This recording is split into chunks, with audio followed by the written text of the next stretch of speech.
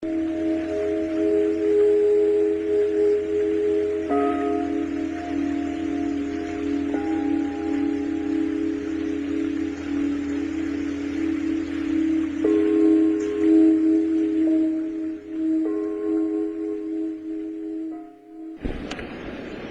the pharaohs of ancient Egypt who built their empire with the help of a grand vizier, Queen Elizabeth II also has a grand vizier who serves as her most trusted advisor.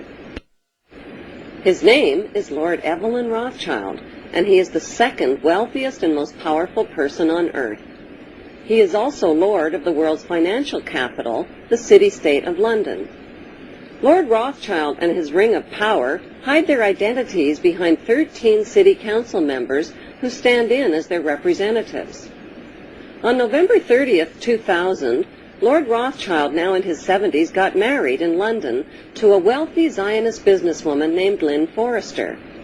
The couple then jetted to Washington and spent their wedding night in the White House. Just months before 9/11, they moved to New York and settled into their 18th floor luxury palace at River House, where 2 private terraces offered them front row seats for the scheduled 911 show.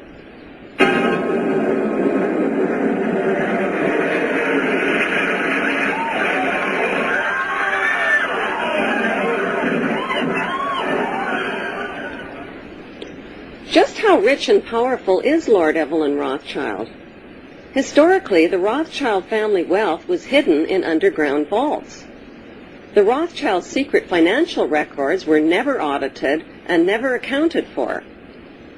Their family commissioned biographies give the illusion that their family fortune has dwindled, but researchers estimate their wealth at close to $500 trillion, more than half the wealth of the entire world.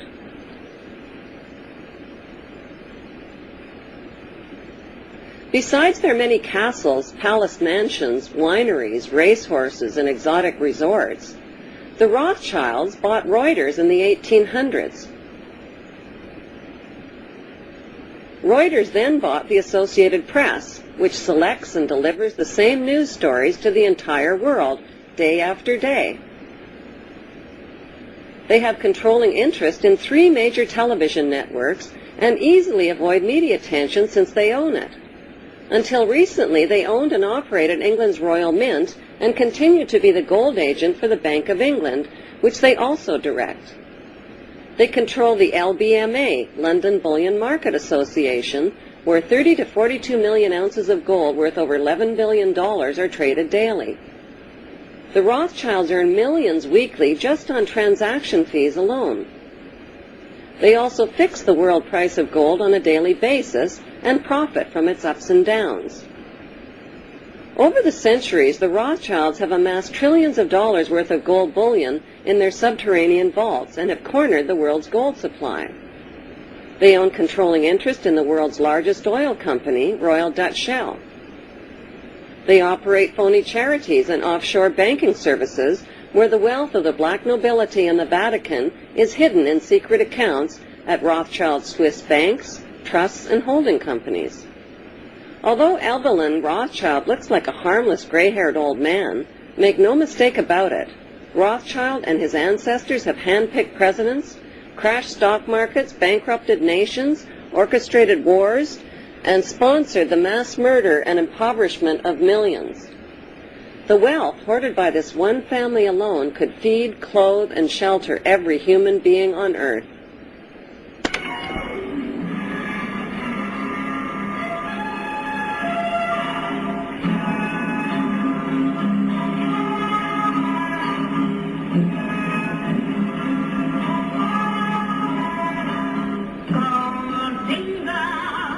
How did Evelyn Rothschild become the filthy rich Grand Vizier to Queen Elizabeth II and godfather of the black nobility? By birth, Evelyn Rothschild is the great-great-great-grandson of Mayor Rothschild and is passing the godfathership down to David de Rothschild.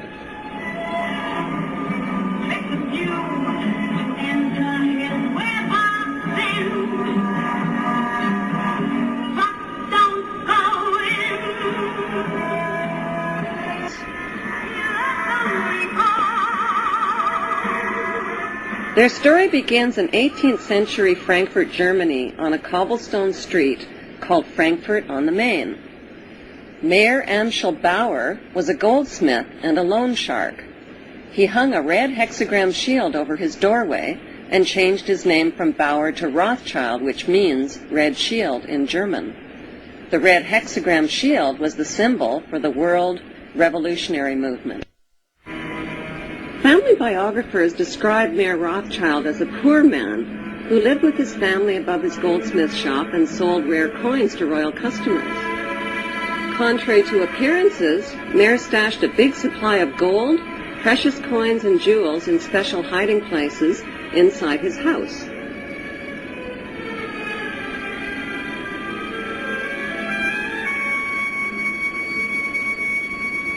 One special hiding place was beneath the back courtyard, where he accessed his strongbox through an underground passageway.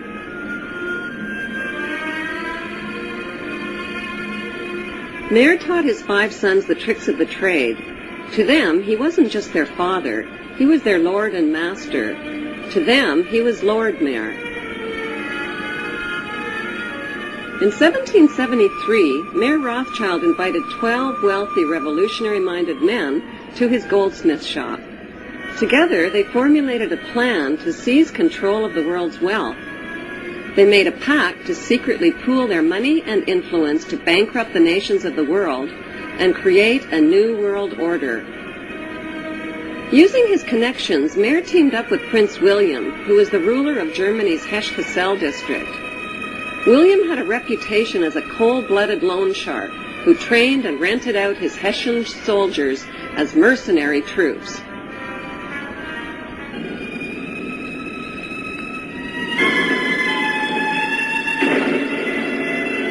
It was a profitable blood-for-money business that made Prince William one of Europe's richest men.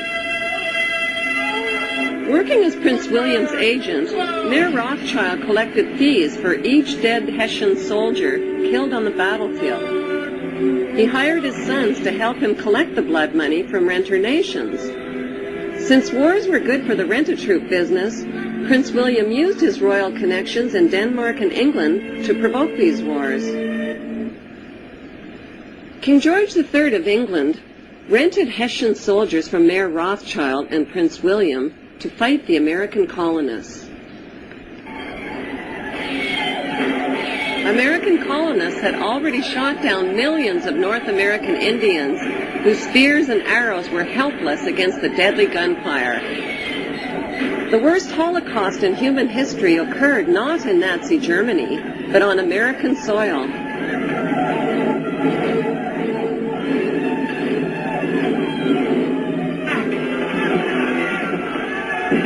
By 1776, British and Hessian troops arrived on American shores, ready to fight the American colonists.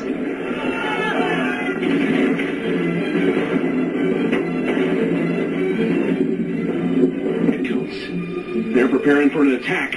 And we won't have long to wait either. See there? Hessian troops to the north.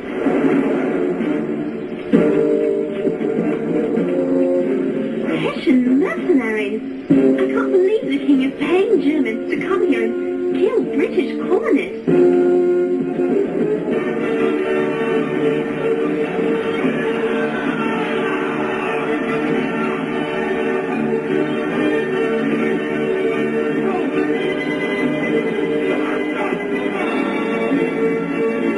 The colonists won their independence, and Mayor Rothschild won his blood money for the heads of each and every Hessian soldier killed on the battlefield. Back in Europe, Napoleon, with his mighty French army, became master of Europe.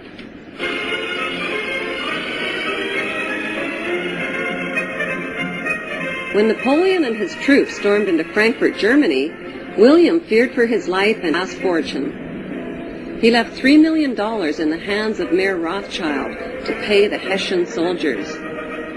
Then he escaped to Denmark to stay with his royal relatives, all of whom were descendants of the tribe of Dan.